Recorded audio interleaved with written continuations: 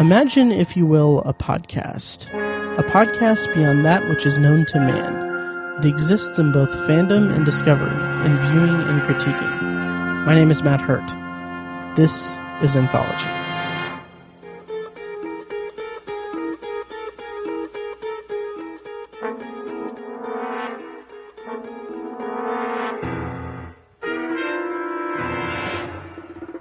Hello, and welcome to Anthology, presented by ObsessiveViewer.com. If this is your first time listening, Anthology is a podcast exploring science fiction anthology storytelling during television's first golden age, beginning with The Twilight Zone. Each episode, I share my thoughts on an episode of this iconic series as a first-time viewer, as well as share some trivia about the episode, along with some tidbits about the cast and crew. I then end each podcast with a bonus review of a movie or show related to this week's episode. You can find more of Anthology at anthologypod.com, and if you want to contact me, you can use the Facebook page at facebook.com/anthologypod, tweet me at ObsessiveViewer, send an email to matt@obsessiveviewer.com, or call and leave a voicemail at 317-762-6099. And if you like what you hear and want to support the podcast, please head over to iTunes and leave a rating and review. The more ratings and reviews I get, the easier it will be for people to find the show in iTunes search results. This week on the podcast, I'll be discussing Elegy. It's the 20th episode of the Twilight Zone's first season, and it aired on February 19th, 1960 on CBS. I'll also be sharing my thoughts on the 1958 film Queen of Outer Space, starring Zsa Zsa Gabor, and written by Charles Beaumont. But first, I just want to mention real quickly, Shocktober in Irvington.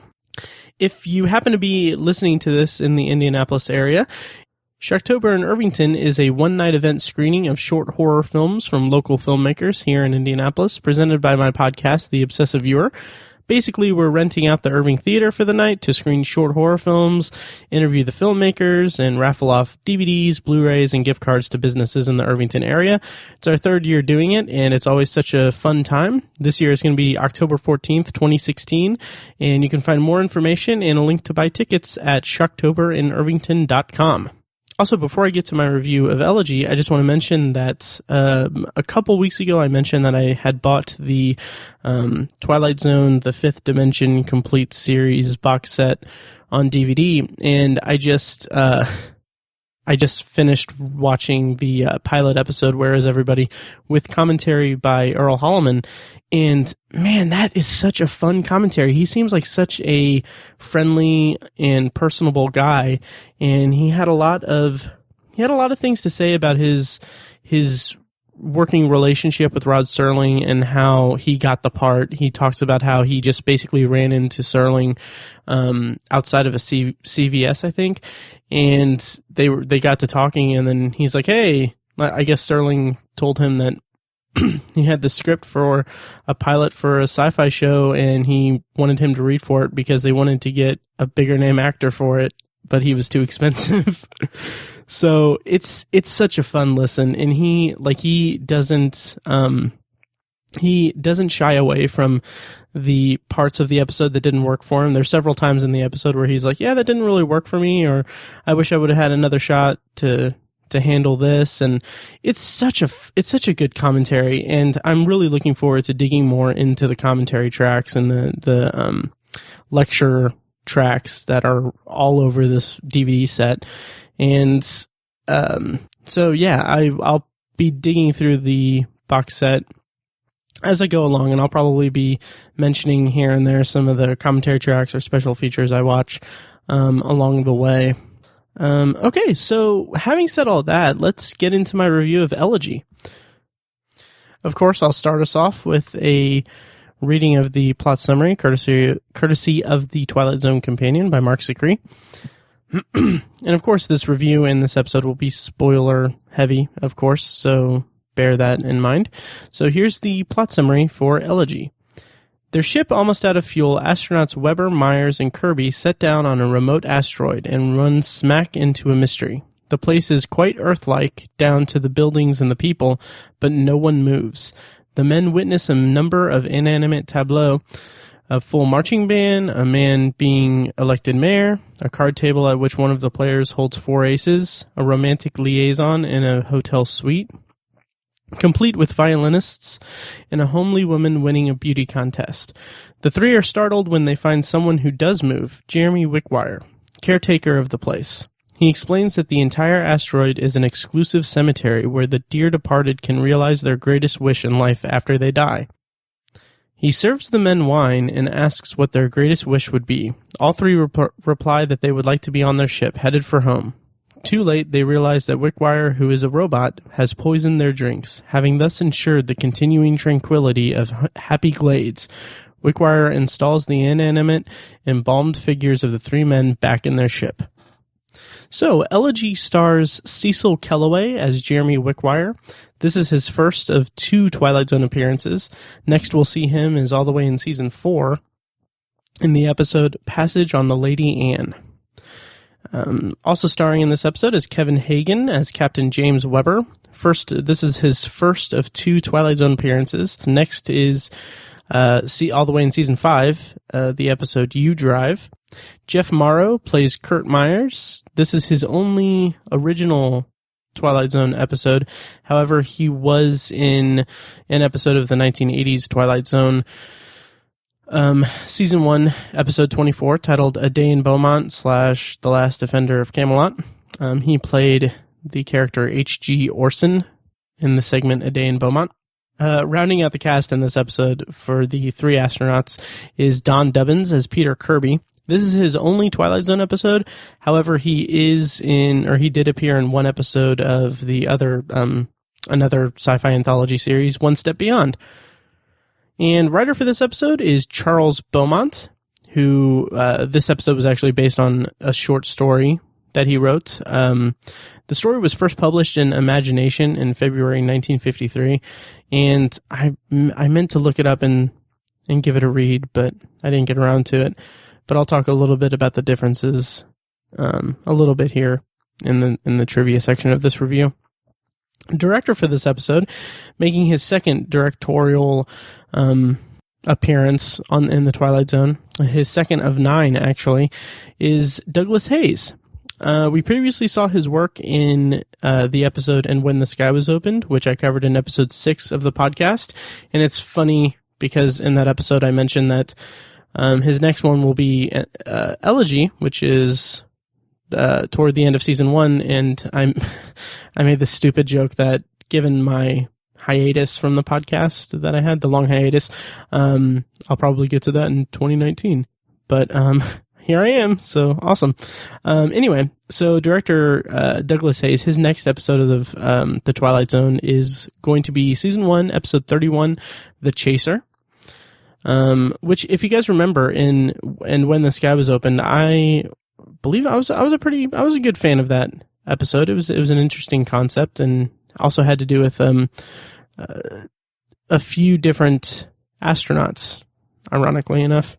If you guys can't tell, this is actually the 3rd episode in a row I've recorded in one sitting, so bear with me here if I'm a little off my game. Anyway, so here are my feelings as a first-time viewer of Elegy for this podcast. Anyway, right off the bat, this episode just... And this isn't really a fair comparison because this actually came out long after this episode, obviously, or several years after this episode.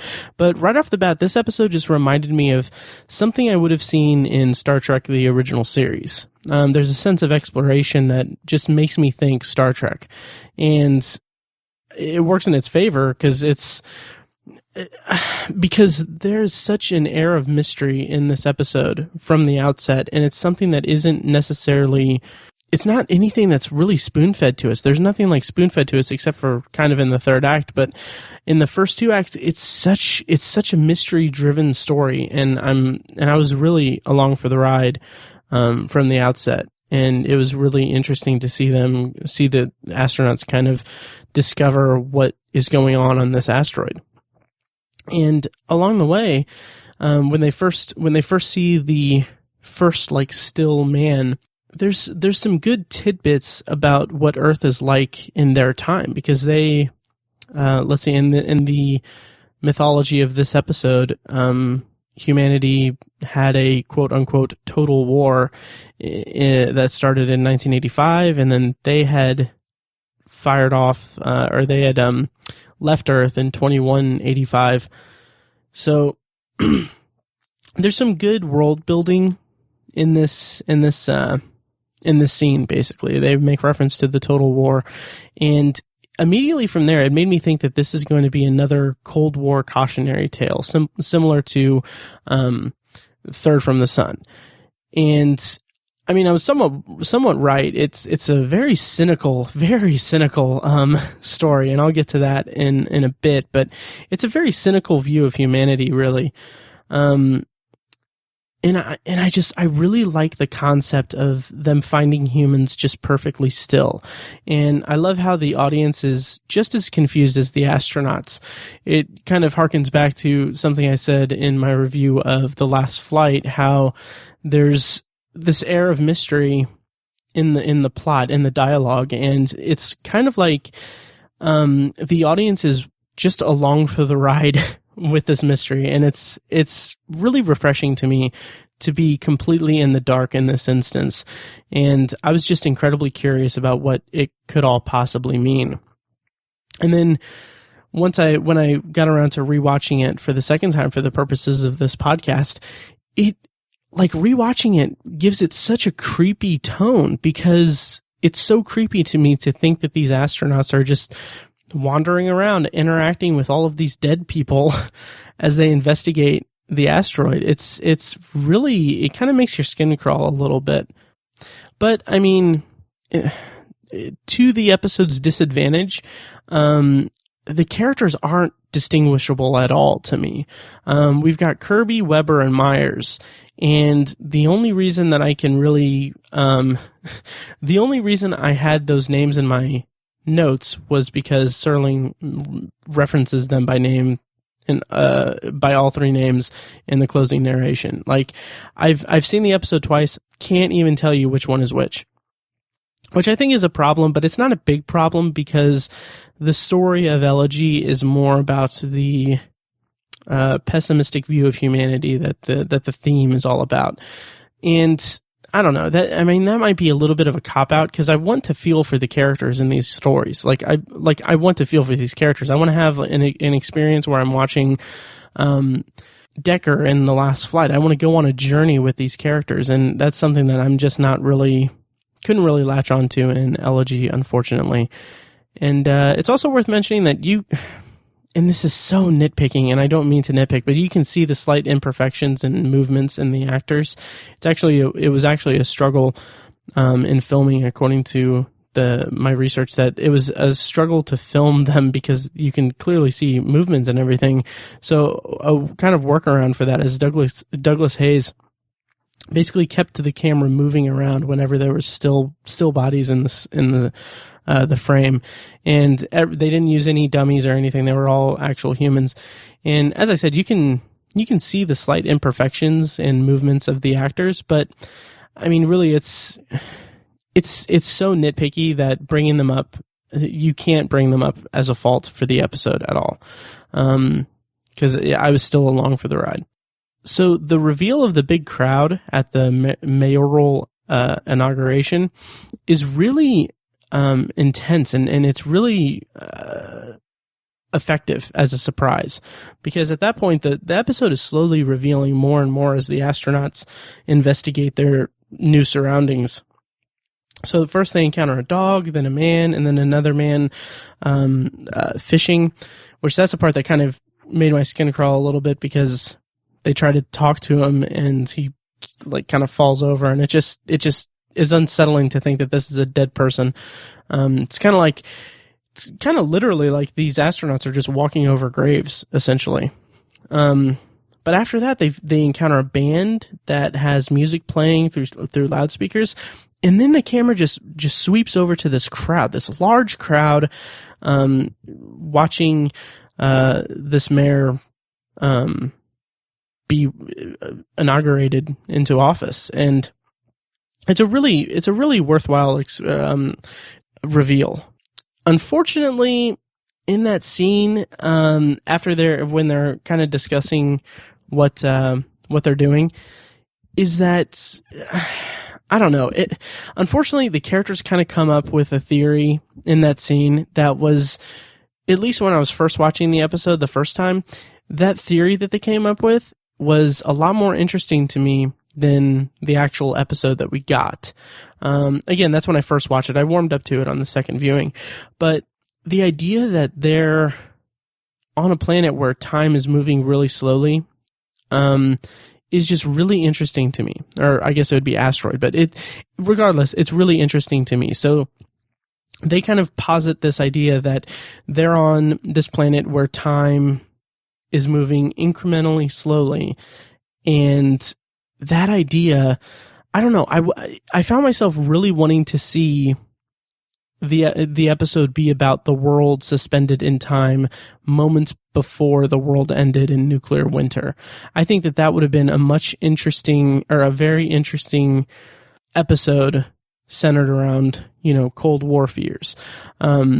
Just imagine how interesting the episode would have been if the astronauts learned they were on some alternate Earth, or maybe time traveled and they're under the impression that time is slowed to a crawl, only because it's all leading up to annihilation. That just would have been really eerie to think that they're in this suspended state, like the last moment on Earth where peace was a possibility, or right before everyone was annihilated, complete annihilation. I think it would have been really interesting to see that. But the whole space mortuary thing is still a very interesting thread, and it's incredibly interesting, actually, and it's eerie in its own right. As I said, when they're interacting with all of these dead people without knowing that they're dead, that just really got under my skin on the second viewing. And let's see. So I'm skipping ahead a little bit. So let's go back. The beauty pageant. That scene in particular was really creepy to me as well. And it's also funny to go even farther back. The fact that they even split up is kind of funny to me because, I mean, come on, something weird is going on this asteroid. Don't split up. But fortunately, nothing bad happened to them as a result of that. But anyway, so about the beauty pageant. The winner has glasses on, which, I mean, obviously it's a classic example of filmmaking showing us a character that isn't traditionally beautiful, despite being played by an attractive performer. Basically it's Hollywood ugly with quotes around it. But showing this shot of this beauty pageant winner wearing glasses and kind of not being the traditional beauty pageant woman, that says so much about this character and her hopes and dreams and what she wanted most. And that's also to the detriment of the episode itself, because just by seeing a shot of this completely still person, I got much more character development out of her and her character than I did of any of the three astronauts that are on screen for a majority of this episode. So, I don't know, but I really did like the way that the astronaut, whichever one it is that's at the pageant scene, I loved him freaking out. And I liked his big outburst of anger and frustration and confusion and fear. I liked that scene. But again, it's followed up by the reveal of Wickwire, and I gotta say, hate's a strong word. Hate's a strong word, guys. I really dislike the way that they introduced Wickwire. And I'll go ahead and say it. I hate the music that plays when Wickwire turns to watch the astronaut leave. Like the scene reveals to us that they aren't alone. And that's okay, fine. That's a good way to, I understand that that's how, that's the end of the first act, and they needed to get people, invested in the story and everything. And I understand that that's ushering us into the second act. But the music is played for it's played as comedy. It's kind of a comedic kind of like melody, and it clashes so hard with the twist on screen. And I don't know, if I had my druthers, it would have been so much more effective if the first time we see Wickwire was on the porch with the newspaper. Like that scene, like imagine seeing that scene without seeing Wickwire anywhere else in the episode. And they go up to the guy on the porch with the newspaper covering his face, and they like ask him, like, do you mind if we come in? And then the surprise of him lowering the newspaper and speaking to them, that would have been a really effective sequence. But unfortunately, we know that he's there because the end of the first act showed it to us, and that's kind of a shame. I think it would have been better if that was the first scene that we saw him. So about Wickwire, I was really curious once he was introduced. I was really curious if Wickwire was going to turn out to be another example of death personified.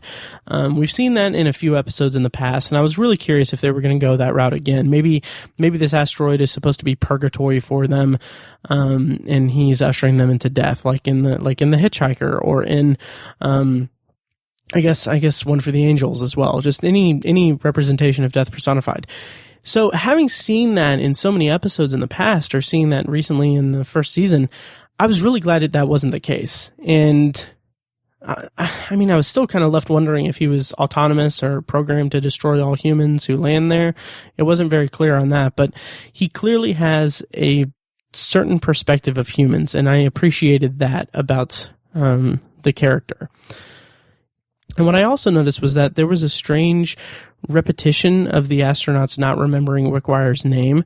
There's a few instances where they address him by name, but then they stutter or they mispronounce it. And I didn't catch this the first time. I didn't understand the significance of it the first time, but having watched it a second time, I think that it's supposed to represent man's disregard for other people.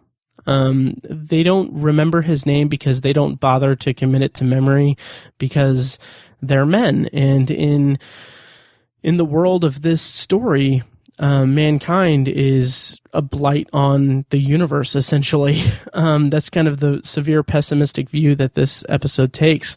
And maybe I'm reading a little too much into it, or reading into something that isn't there. And maybe it was just supposed to be just a comedic thing, a lighthearted thing to lighten up the tension a little bit.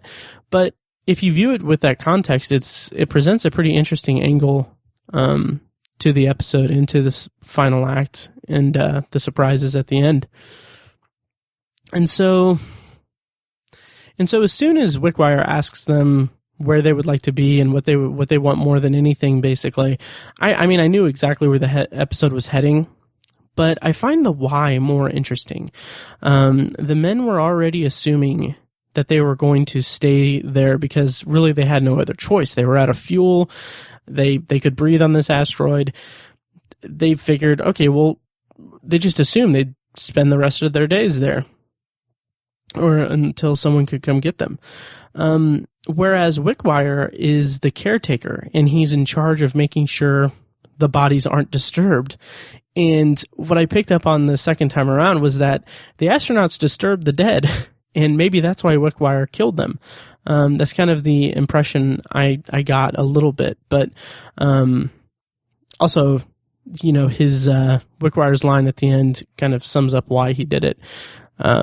Which I'll get to in just a moment, because I want to mention that it's really telling that the one astronaut, again, don't know which one he is, don't know his name, but it's really telling that the one astronaut that realizes they've been poisoned, like he's the first one to realize that they've been poisoned and they're about to die. It's really telling that when he realizes that, he lashes out at the other astronauts.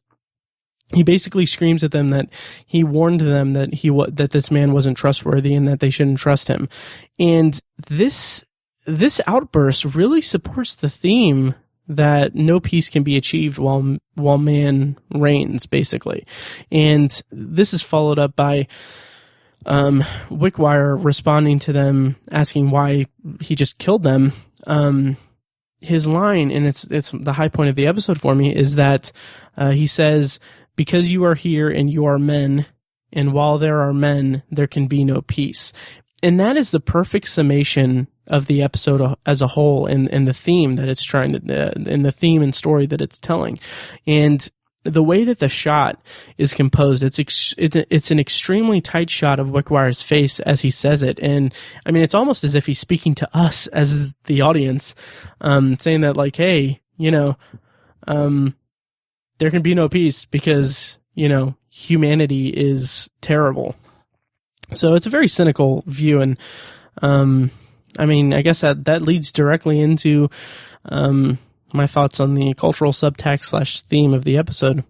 So the episode takes the Cold War cautionary tale backdrop that we've gotten in past episodes, and it spins such a a very cynical story about destruction wrought by man. And it's a really interesting base to create a story from. I like the implication that peace isn't achievable while humans are around. It's a really, really bleak outlook and really bleak thing to end an episode on and to build an episode around. But maybe it's my cynicism speaking, but given the history of mankind, just in general, it doesn't really take a total cynic to get you to agree that it's kind of a possibility, or you can kind of rationalize the actions of Wickwire and the viewpoint of the episode. You can see where it's coming from. And also the idea that this elegy, not elegy, but the Happy Glades, the concept of it, and the idea that there's this asteroid that rich people have their bodies placed in their optimal or their favorite or happiest moments is a really interesting concept. And there are references in the end where Wickwire talks about Happy Glades and the business of it. And I feel like they could build an entire movie around this concept. I think that would be really interesting to see. This final resting place science fiction space resting place thing is really interesting to me. And also this episode kind of harkens back a little bit to The Lonely.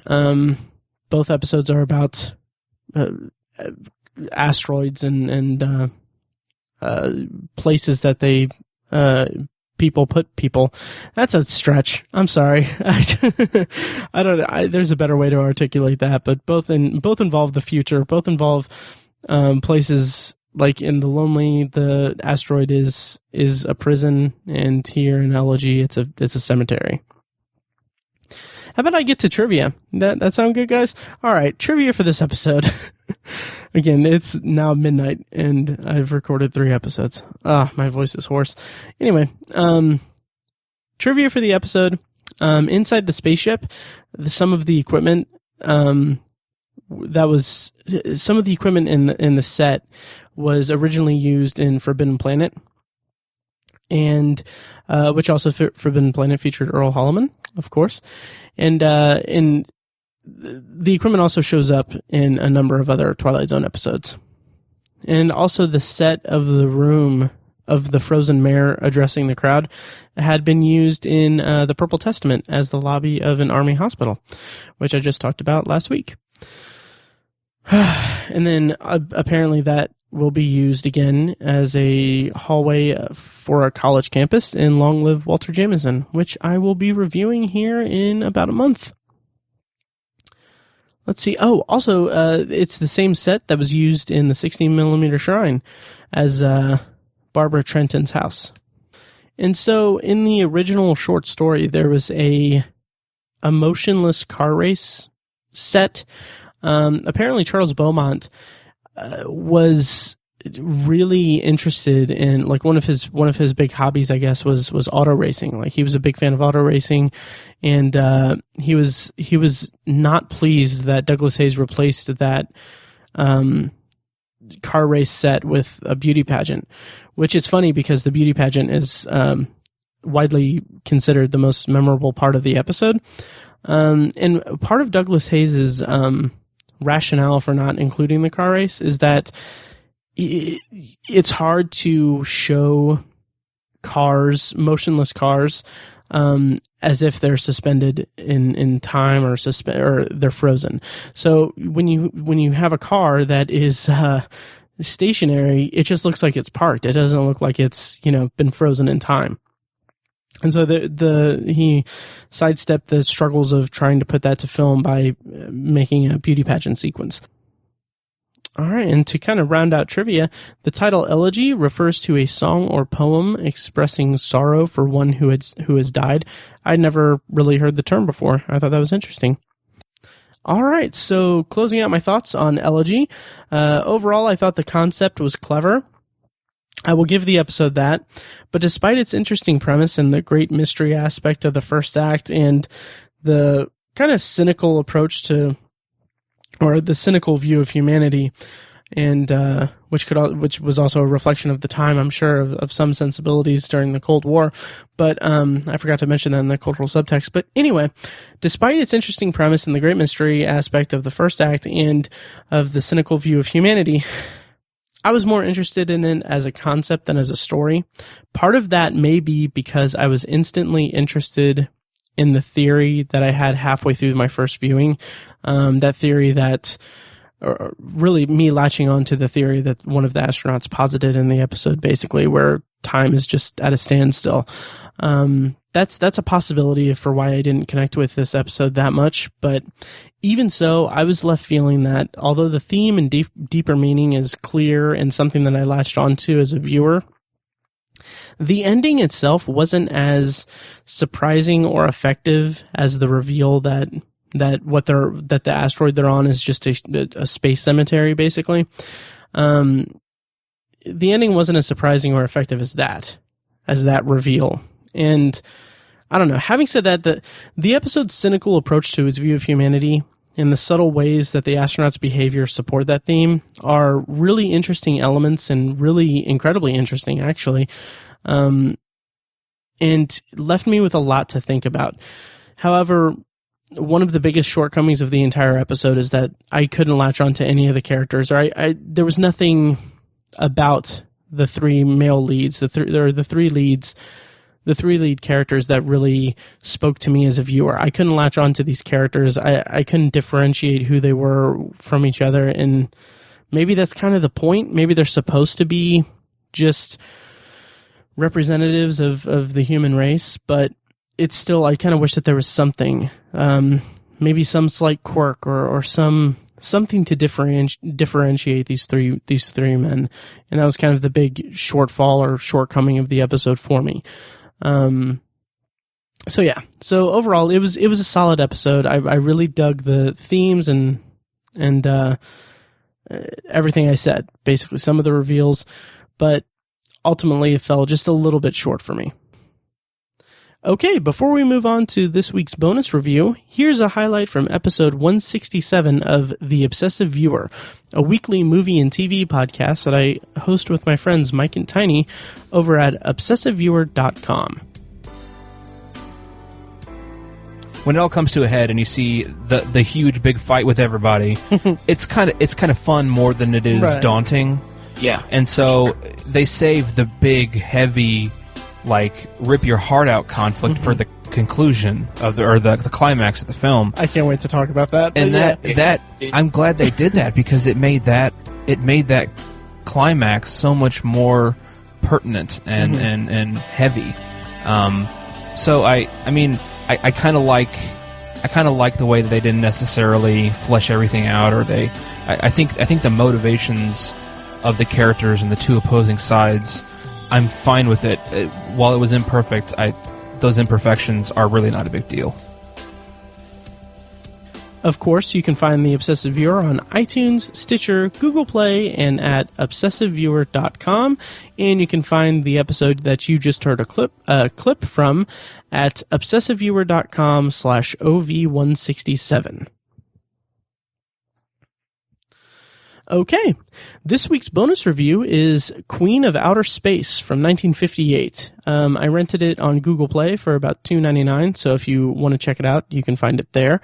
Unfortunately, like the last two episodes, this isn't available on YouTube, so, I mean, we had a good run there of free entertainment, so it's, I was due to have to pay for something. So a brief summary of the plot for Queen of Outer Space is American astronauts are drawn by a mysterious force to the planet Venus, which they find to be inhabited only by beautiful women and their despotic queen. So one of the things that I was really excited about, I was really excited that I found out about this movie because it's written by Charles Beaumont, who wrote Elegy a couple years later, and both the movie and the episode revolve around astronauts who land in this mysterious place and encounter, people that that are antagonizing. And it also, both Elegy and Queen of Outer Space, they have a very pessimistic view of mankind, and specifically men in general. In Queen of Outer Space's, in Queen of Outer Space, basically, the women of Venus just hate men, and the reveal of why is actually really interesting and includes some pretty good makeup effects, but I'm getting ahead of myself. I will say that Queen of Outer Space was a really interesting movie. I mean, that might be giving it a little bit too much credit, actually, because I'll get into that in a second. So there's a 15-minute prologue before the opening credits that, the prologue leading up to the astronauts actually landing on Venus, this sequence had some really strong world building, and it kept me very interested. And the footage of the spaceship lifting off is really impressive for the time, and the design of the space station that they are flying toward, it evoked some 2001: A Space Odyssey nostalgia for me. Not to say that the two movies are remotely comparable at all, but it was interesting to see that design outside of Kubrick's masterpiece. So despite the solid prologue and interesting subtext of the pessimistic view of mankind and what the movie was trying to say, the movie itself, unfortunately, just devolves into this really weird male fantasy story that didn't really work for me past the first 20 or 30 minutes. The men are held captive by this queen of Venus, and their big plan, they decide to use their sexuality to overthrow the queen. And it's kind of funny, but by movie's end, there's just this really bizarre pseudo-misogynistic, or maybe outwardly misogynistic, by today's standards, resolution that just didn't work for me, at all. I don't know. I felt like Queen of Outer Space squandered a pretty cheesy but interesting premise in the end. It was still an interesting movie nonetheless, but that ending just didn't work for me. And I guess by the premise, I'm being spoiler free here, but by the premise alone, there's not really much that there isn't many different ways that this movie could have ended. So, I mean, maybe it's unfair of me to judge the movie based on its ending that harshly, but there's still this just weird cohabitating feel to the resolution that just seems so late 1950s, early 1960s, and it's kind of silly and awkward. So it's an interesting movie. I would recommend checking it out, I guess. Again, this also has some Star Trek feel to it a little bit here and there, but yeah, it was okay. One noteworthy piece of information or piece of trivia, though, is that in Queen of Outer Space, one of the astronauts says, and this is a direct quote, he says, "Venus is an awful nice place to visit, but I wouldn't want to live here." And it's funny because that line, it would later be used in Elegy. Basically, in Elegy, one of the astronauts, again, don't know which one, said, "It's a nice place to visit, but I wouldn't want to live here." And I thought that was interesting to hear that in Queen of Outer Space after seeing Elegy. And I also forgot to mention in Elegy that line, I don't know who wrote the episode, A Nice Place to Visit. I'm going to cover it here in about a couple months, basically, on Anthology. But anyway, there's an episode of the Twilight Zone called A Nice Place to Visit, and I don't know if I thought that was funny that those words are in a piece of dialogue in Elegy. I don't know if I'm reading into it. I'll know more when I see A Nice Place to Visit. Anyway, that about does it for this week's episode of Anthology. Once again, I want to mention that if you're in Indianapolis, check out shocktoberandirvington.com. And also, I forgot to mention, once again, just reiterating it, a couple weeks ago, I was a guest on Submitted for Your Approval, a Twilight Zone podcast hosted by Brandon Cruz from Apathetic Enthusiasm. And I really had a lot of fun. It's episode 26. We reviewed Execution. So go find that and like Submitted for Your Approval on Facebook and and check out Brandon's other show, Apathetic Enthusiasm. Also, while you're at it, if you're listening to this, go and like Anthology on Facebook. Because I like the little notifications, and I want to post more stuff on the Anthology Facebook page, but the likes are a little low, and I don't know if it's something that I want to put a lot of energy in until I have a lot of likes on there. I don't know if that makes any sense to you guys or whatever. Anyway, my voice is hoarse now, so I'm going to close out this episode. Next week's episode, I'm going to review episode 21 of the Twilight Zone's first season, Mirror Image.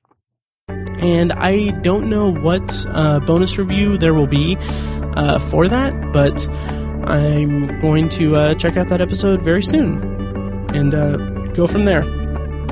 So once again, thank you so much for listening, and I will see you guys next week. Bye.